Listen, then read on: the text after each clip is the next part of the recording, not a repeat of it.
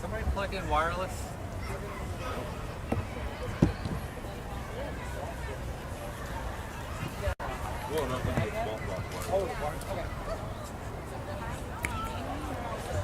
Test this.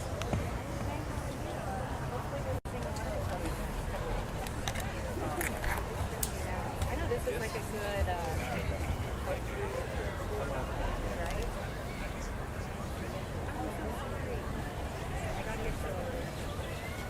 What do you have your levels at on the Zoom? My one is 7. 7? Yeah. I'm at and 7. then might be, 8.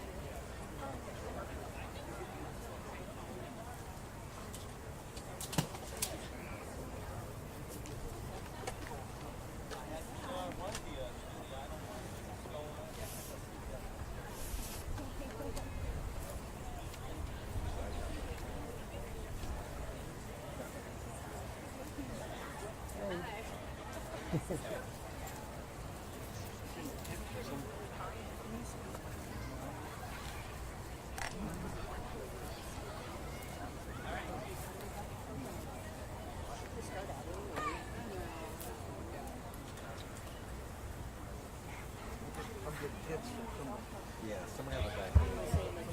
Comedy company.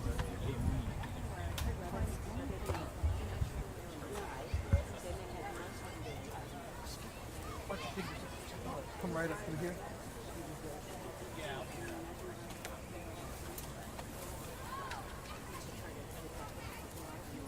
There's some bad audio. there's some bad audio.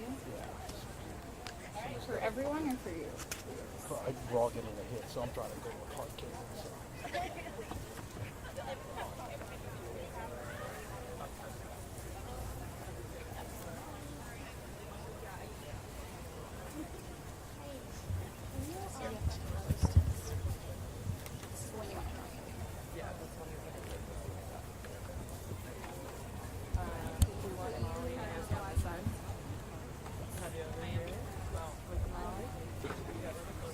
I'm before you.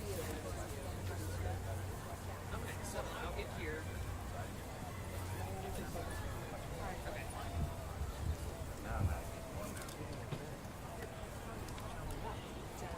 How's that look?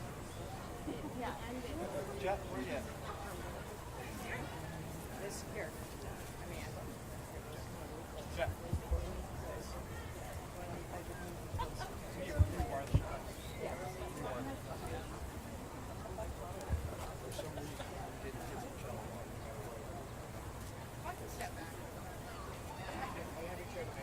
Okay, thank you. Oh.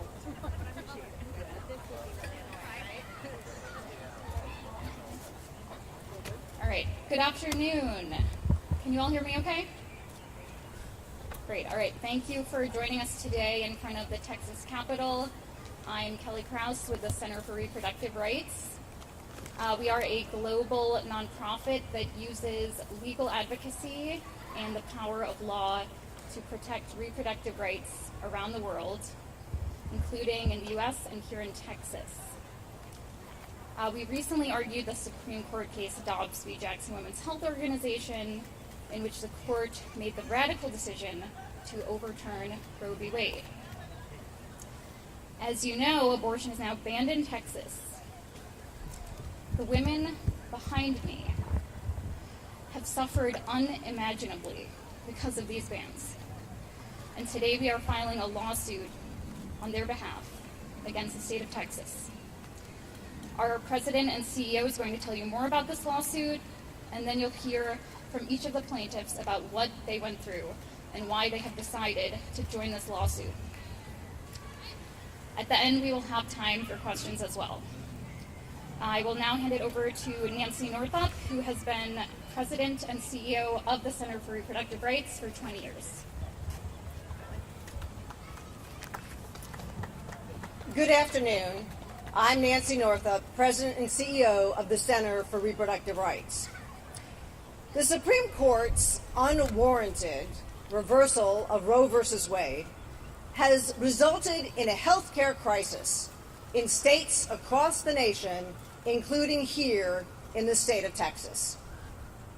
It is now dangerous to be pregnant in Texas. Doctors and hospitals are turning patients away, even those in medical emergencies. Patients are being denied necessary, life-saving obstetrical care. Why? Because abortion is a crime in Texas, punishable by up to 99 years in prison. What the law is forcing physicians to do is weigh these very real threats of criminal prosecution against the health and well-being of their patients. We filed this lawsuit last night to stop the unnecessary pain, suffering, injury, and life-threatening complications caused by Texas's abortion ban. We filed this lawsuit so that patients will not be hindered, delayed, or denied necessary obstetrical care, including abortion care. This is the first lawsuit of its kind. It is the first lawsuit in which individual women have sued a state for the harm that they endured because abortion care has been criminalized in the wake of Roe's reversal. 5 women have come forward to sue the state of Texas in this case. Amanda Zurawski, Lauren Miller, Lauren Hall, Anna Zargarian, and Ashley Brandt. Each of them suffered severe complications during their pregnancies. These 5 women are joined in this lawsuit by 2 obstetricians, Dr. Damla Karzan and Dr. Judy Levinson, who can no longer practice medicine as they were trained because Texas abortion bans pose catastrophic risks to their liberty. What we are seeking is a ruling from the court that clearly permits doctors to provide a pregnant patient with abortion care when, in the doctor's good faith judgment and in consultation with the patient, the doctor determines that the patient has a physical, emergent medical condition that poses a risk to their life or health. No one should be forced to wait until they are at death's door to receive health care. Such a ruling that we are seeking is the correct interpretation of Texas's abortion bans. It is also required under the Texas Constitution, which protects life, liberty, equality, and the right to be free from sex discrimination. These rights are guaranteed to every Texan, and they do not disappear because they are pregnant.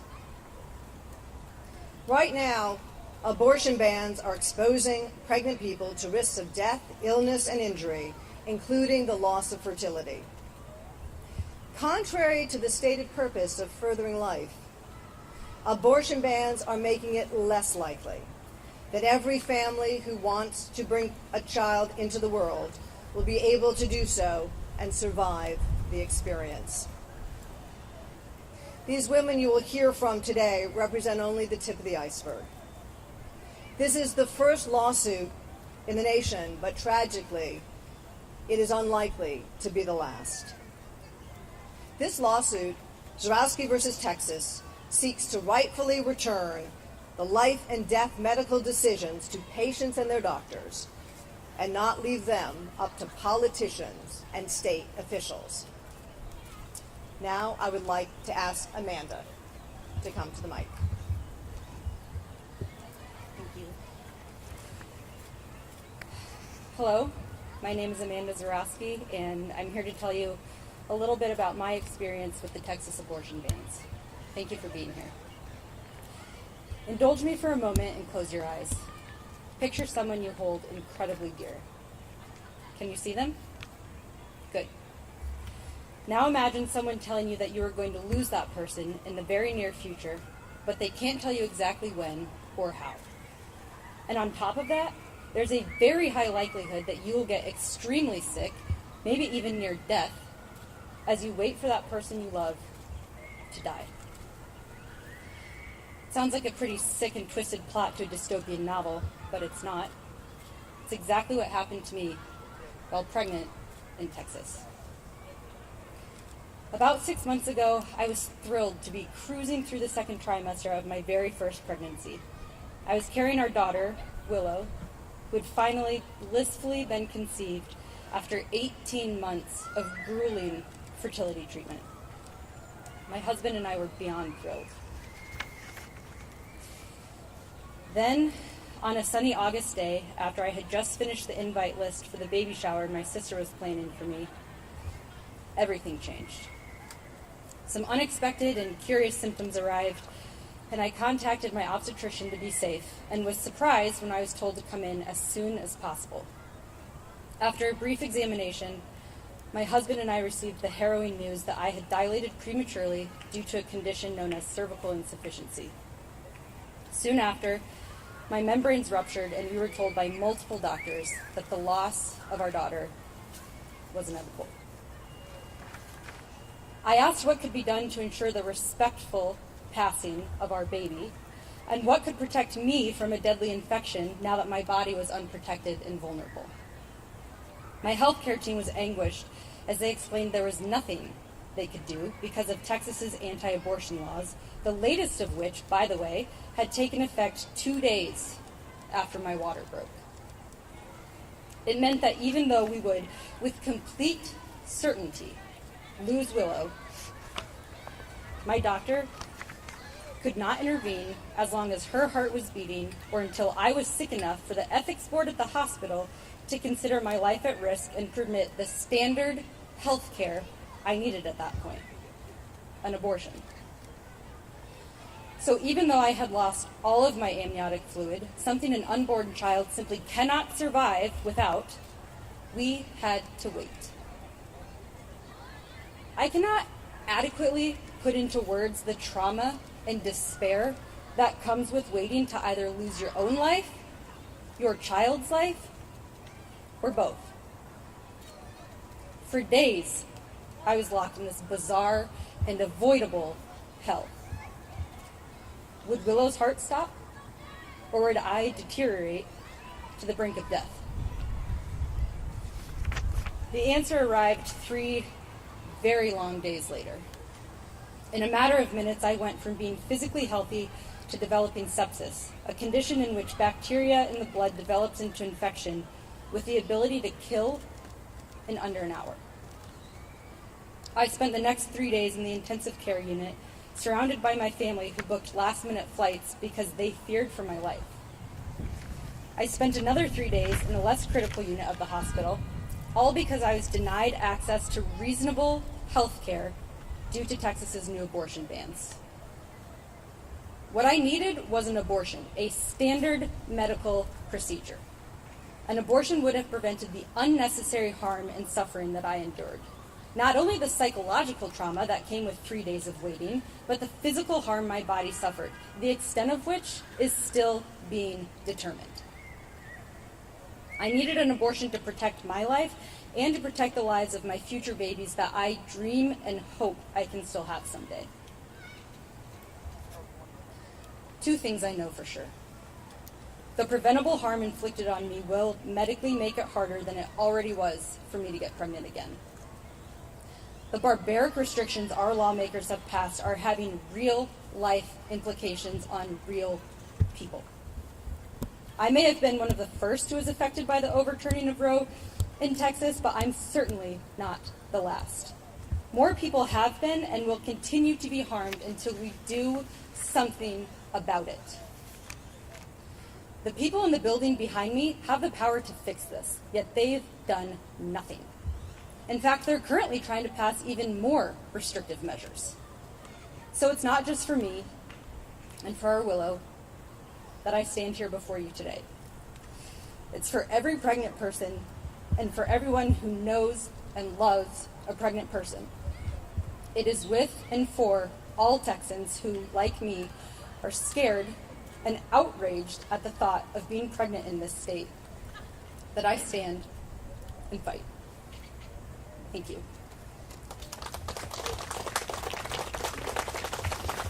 This time I'd like to introduce my fellow plaintiff, Lauren Hall.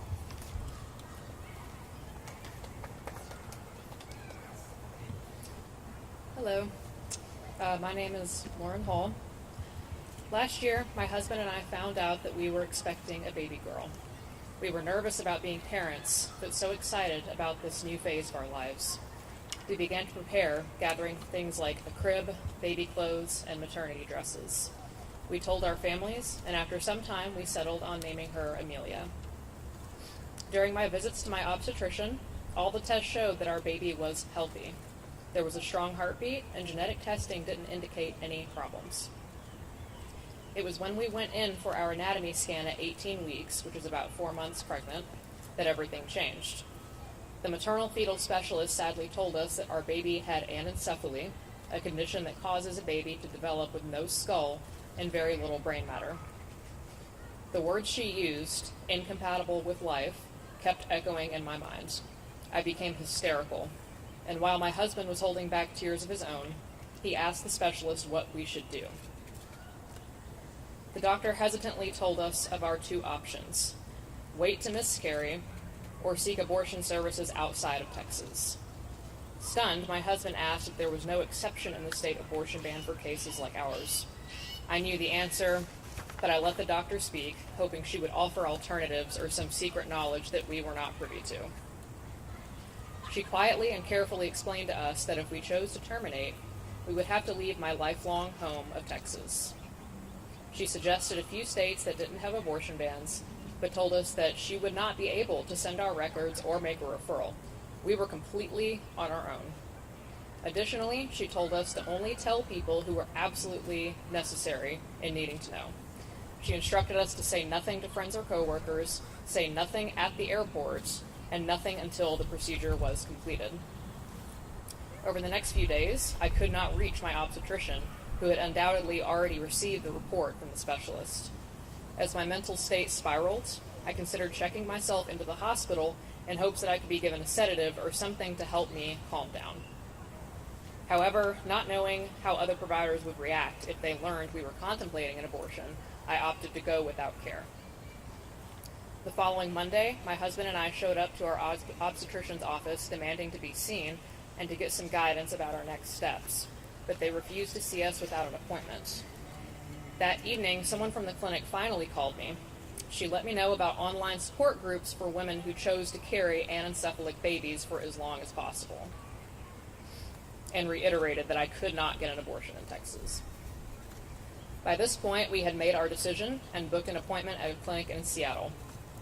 I would not receive a call from my obstetrician for 11 days, about 1.5 weeks, after which time we had already returned home. The trip to Seattle is a complete blur. but I remember protesters calling us killers, waving posters with pictures of dead babies at us as we drove to the clinic. And I remember the doctors and staff being incredibly kind and understanding.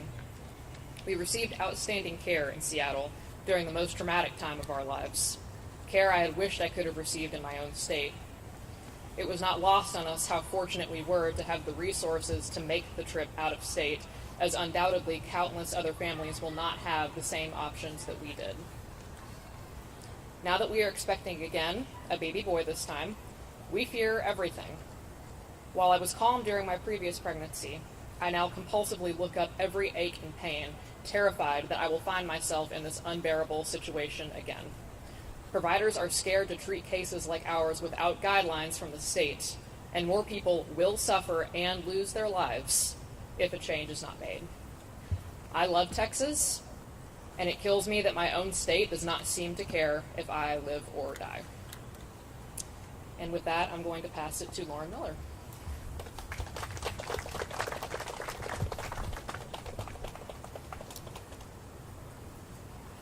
I have a 19-month-old son. So, as we say in Texas, this is not my first rodeo. But from the very beginning, this pregnancy was very different from my first. Pregnancy's never easy. The nausea, the exhaustion, the shooting nerve pain. But this time, before I'd even had my first prenatal appointment, I found myself in the emergency room after 36 hours of relentless nausea and vomiting. This was not normal. But that was when I learned it was twins. Despite the shock and extreme sickness, I was thrilled. I'd always wanted 3 kids. I reached out to friends with twins for advice and started planning a celestial twins themed nursery. We called them Los Dos, the 2. And every night before bed, my husband gave my belly 2 kisses, 1 for each. Everything changed at the 12-week ultrasound. The doctor explained that while baby A was fine, the same could not be said for baby B. In addition to measuring smaller than expected, he had 2 large fluid masses developing where most of his brain should be developing. Further testing revealed that our baby had trisomy 18, and later ultrasounds showed just one heartbreaking issue after another. You never want to hear that your son isn't going to survive, not even till birth. But what could we do? As my medical providers tried to counsel me on my options, they would stop mid-sentence looking for the words. It was like they were afraid that they would be arrested just for saying the word abortion out loud. I'll never forget when one specialist tore off his gloves and threw them at the trash. "I can't help you anymore," he said. "You need to leave the state." I appreciated that. It was direct. It was refreshing. After speaking with multiple doctors and genetic counselors, we kept arriving at the same point. Baby B will die. It's just a matter of how soon. And every day that baby B continued to develop, he put his twin and myself at greater risk. Something that I faced days later when I ended up in the ER for a second time. None of the anti-nausea medicines were working, and I was shaking and dry heaving so violently that I could not drive myself to the hospital. I just wanted to curl up and cry and mourn, but I couldn't, because we had to scramble to make plans to travel out of state for an abortion to give baby A and myself the best chance of surviving this pregnancy. We just felt completely lost. Like we were in a dark room feeling for a door. We couldn't even get answers to basic questions. I'm here today because I don't want anyone else to go through anything like what we went through. Politicians have tried to turn Texans against one another, to sow confusion and doubt, to make us wary of people we should trust, to create pain and punish those without extensive resources. I was lucky. I had connections with out-of-state doctors. I had family to watch my son. We had the time and the money to make the journey. But layers of privilege should never determine which Texans can get access to the health care they need. Politicians in Texas are prohibiting health care that they don't understand. They could do something, but they're not. And it's killing us.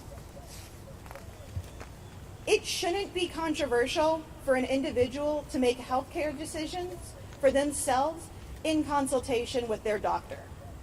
But you can't get that in Texas anymore. This is not healthcare. Healthcare should not be determined by some politician with no understanding of medicine or the critical role that abortion care plays in pregnancy. How is it that I can get an abortion for a dog, but not for me? As politicians dehumanize us, please remember that we are real people impacted by these policies. You can find yourself or someone you love in my situation.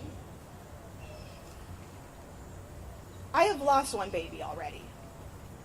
And if the Texas legislature had gotten their way, it makes it less likely that I and the baby that I'm about to bring in this world would be standing here today.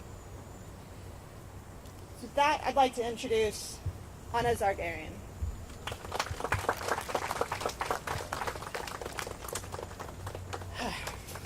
Hello, everybody. My name is Anna. In September of 2021, my longtime partner, Scott, and I got a little surprised. I was pregnant, and although it was not expected, we were thrilled. I've always wanted to be a mom. Texas's abortion law, SB 8, had just enacted, and I remember thinking to myself naively, well, good thing I don't need an abortion because I'd only have about a day to get one. I felt good in those early months. We had a fun but modest wedding, and we zeroed in on a name, Evie. Then, one day in December, something was all of a sudden very wrong. I felt a gush of fluid and knew my water had broken. We went to the emergency room, tests were taken, and we were told my membranes had ruptured prematurely, a condition known as PPROM. The doctors explained to me how amniotic fluid is so important to the development of the baby's organs up until around 24 weeks, but that was more than a month away. And they said, even with the best neonatal intensive care, a fetus cannot survive outside the womb at 19 weeks. My heart broke into a million pieces. Excuse me. I didn't even know a pain like that could exist until that moment.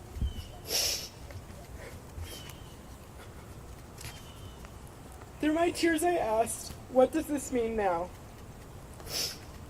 In every case of rupture this early, they said, termination is recommended and offered due to the risk of sepsis or bleeding, and because the chances of the baby surviving are slim to none.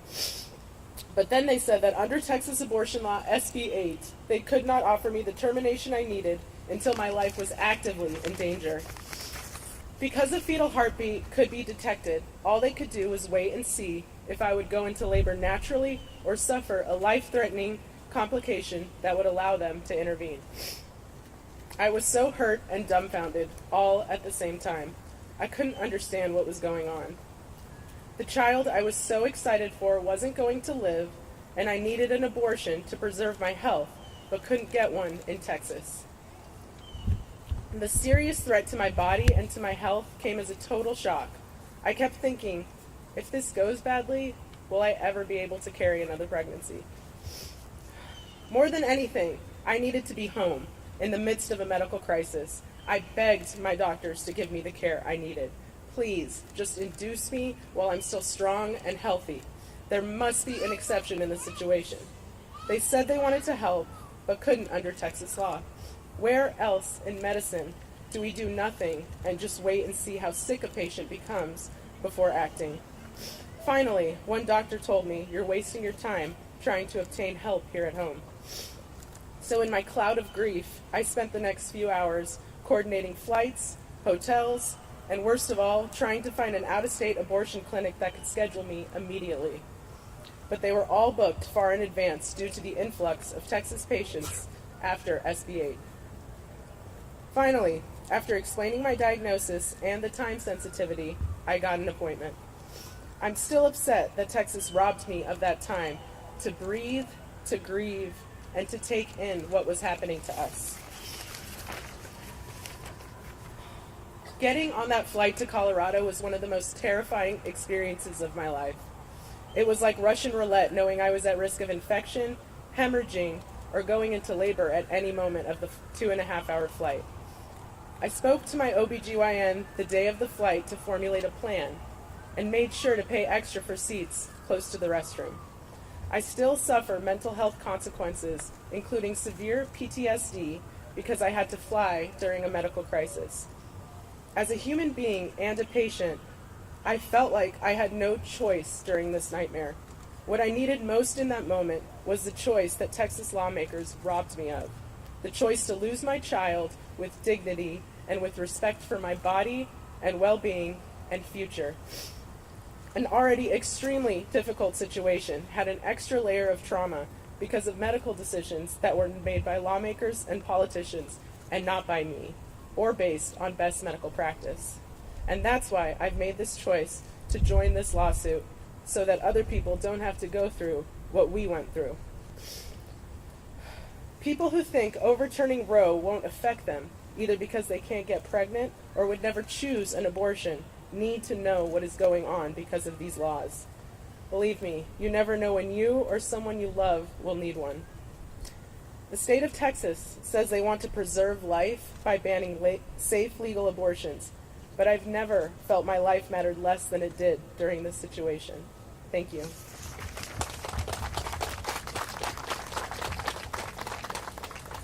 Thank you so much, Anna, and thank you all for sharing your stories and making it clear just how dangerous these bans really are. We're now going to open it up for questions. If you have a question, please just raise your hand and I will call on you. If I call on you, please say your name and what outlet you're from before you ask your question. In addition to Nancy and the four plaintiffs here, we also have Molly Duane, who is the lead attorney on this case. She's available to answer questions as well. Hi, Monica Madden, KXAN News. Obviously, a lawsuit process is lengthy and can take some time. Are there any conversations right now with Republican authors of SB 8 trying to make exceptions for situations like these that they could get passed in this session?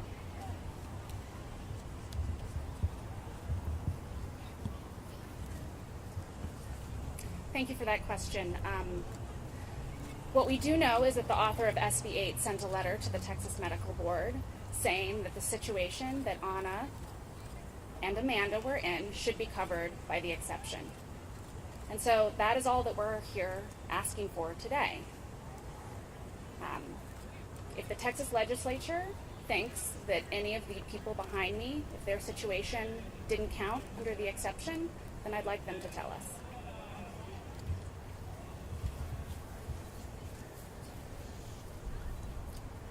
Other questions?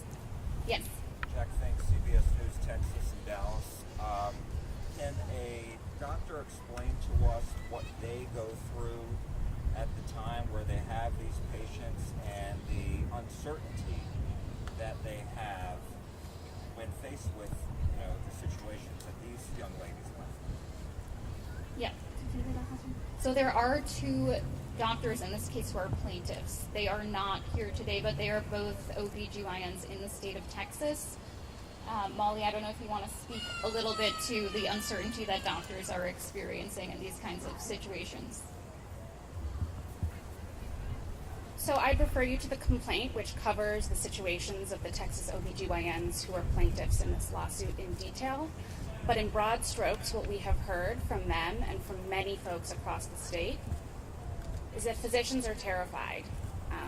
They are risking loss of their license, hundreds of thousands of dollars in penalties, and lifetime in prison. They're not even sure if they can say the word abortion out loud, as our plaintiffs' experiences clearly illustrate. So physicians are in an untenable situation, and this is the fault of the Texas politicians who don't understand health care, who don't acknowledge that abortion is health care, and who have done nothing over months and at this point years to clarify the meaning of these laws. And so that is what we're asking for today. Yes. Hey, Eleanor Goodnow with the Texas Tribune. Can you sort of explain what the legal remedy is that you're seeking, and if you were granted it, like what the impact would be for doctors in Texas? Sure. So the legal remedy that we're asking for is pretty simple. We want the state of Texas to acknowledge that the women standing behind me should have received timely abortion care, and that women and pregnant people throughout Texas who face similar situations, similar pregnancy complications in the future, should be allowed to receive abortion care in their home communities. And as I said, to the extent that the Texas legislature or Texas politicians think that any of the situations of the plaintiffs in this case don't fall within the exception, then they need to explain that to us. So that is the remedy that we're asking for in this case. The other thing I'll mention is that we have made allegations in our complaint that what happened to the people standing behind me was a violation of their Texas constitutional rights to life, to liberty, and to equality. Roe may have been overturned, but people have basic human rights that were violated and that are being violated every single day in this state and around the country. So that is what we're asking for today.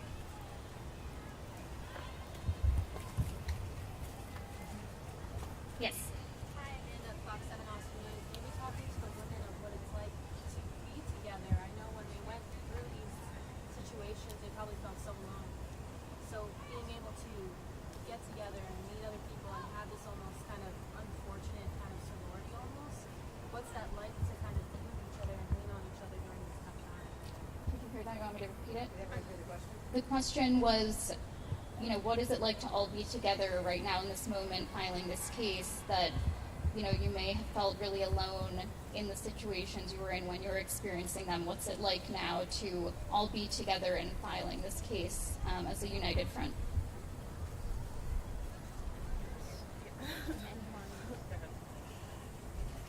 Y'all can join in too, since we're a united front. So pregnancy is something you go through on your own. It takes two to make a baby, but you're going through this on your own. And in a sense, you're already kind of isolated. To then go through this additional trauma where the state was saying you don't have control of your body was just further isolation. It was dehumanizing, and you just don't feel like a person fully. So to meet other people who have gone through this, for me, it was really powerful. It felt like I was not alone, and it made me feel like I could actually find my voice again and even just speak about what had happened to me.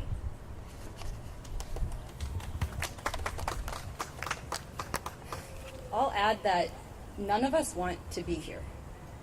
For me personally, I should be at home right now with a newborn, with my firstborn child, and I'm not. I'm here instead. We have all become involuntary members of the most horrific club on the planet. But we're just a very small representative of countless others who've gone through something very similar. We're not the only 4 or 5 in the state of Texas. There are so many people in Texas and around the United States that have gone through something very similar. And so being together definitely is powerful, but it's also traumatic knowing that there are so many people that are going through this. And I think that's why we're all here.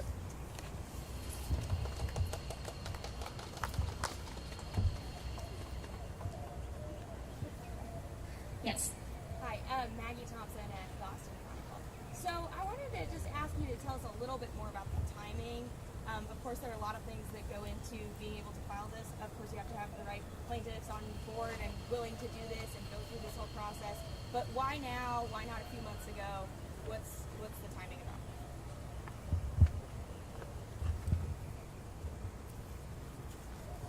Sure. So, it took some time to put this together. But I think what's important for people to realize is that it's very difficult.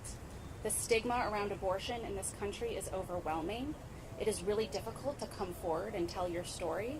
And these are folks, all the women standing behind me are folks who came forward and wanted to tell their stories. And then it was a process of figuring out what they could do to make some change. And so we are here on behalf of their lawyers, on behalf of Texans and women and pregnant people throughout the state, to advocate for them and to make change happen as quickly as possible. I think it's important to realize that the Texas legislature is in session right now and could do something about this if they so chose. So what we're looking for in terms of next steps is to hear from the Texas politicians who have, until this point, been largely silent. It's time for them to tell us what they think, and it's time for them to stand up and take responsibility for the harms that they have caused to the women behind me and so many countless others. So that's what we're looking for. Yes, Shafali. Shafali Luther with the 19. I just wanted to ask if you're anticipating similar lawsuits in other states where we have similarly quite vague medical exceptions and abortion bans. Yeah. So as you've heard, what's happening here in Texas, of course, is happening throughout the nation. There are 12 other states where abortion is completely banned and criminalized, and many more where there's still ongoing litigation. We know, and when you read the complaint, you'll see details from across the country about what's going on. So, yes, we would further expect that others are going to come forward, and perhaps the strength of the plaintiff who come forward today, the 5 women who come forward today, will help give others strength that they too can hold their states to account for what they are doing.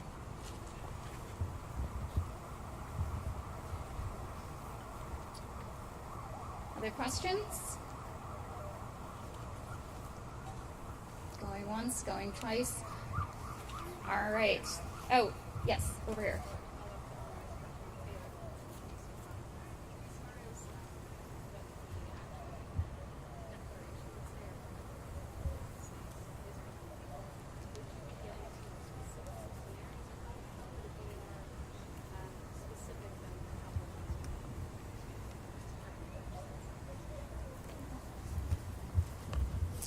So I would invite you to take a look at the complaint, which goes into this in more detail.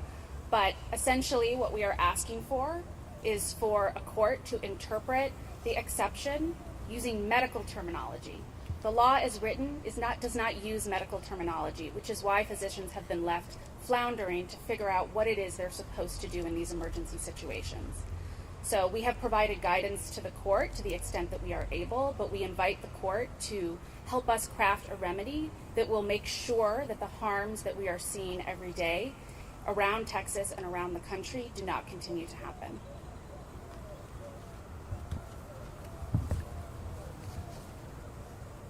All right, last call for questions. Yes? One more. Obviously, this is like not challenging, we're not trying to overturn the law itself. Do you guys see any legal path towards overturning any of Texas's abortion laws, in full through the courts at this point?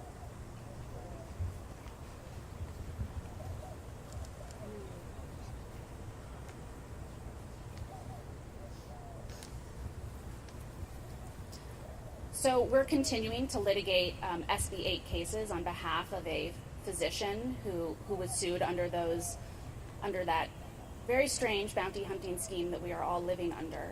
So the center is continuing to litigate those cases in addition to litigating this one. So we are very hopeful that the court will provide some clarity and stop that these immense harms that are happening every single day that are robbing pregnant people of their human rights on a daily basis. And we're going to continue litigating here and around the country to make sure that this doesn't happen anymore. And I would just close by saying, a reminder, we are still in early days of the post-Dobbs reversal of Roe versus Wade. And so we would fully expect there's going to continue to be a lot of legal activity, both here in Texas and in other states, as well as at the national level. Ultimately, we need to have federal legislation passed so that in every state of the nation, you can have access to abortion care. The Women's Health Protection Act is that bill. And so as we continue to work in the courts And in the legislatures across the country, we will also be continuing to work for a federal solution to this unacceptable health crisis. Thank you. All right, that is all the time we have for today. Thank you so much for coming out. We hope you'll continue to follow this case. If you are interested in one-off interviews after the press conference or photographs, we're happy to accommodate if possible. And I also just want to thank some of our fellow repro orgs who came out today to support us, including, I know folks from the ACLU of Texas are here, some abortion funds are here, including Fund Texas Choice, Lilith Fund, T Fund. We really appreciate your support and you coming out to stand with us today. So thank you, everyone.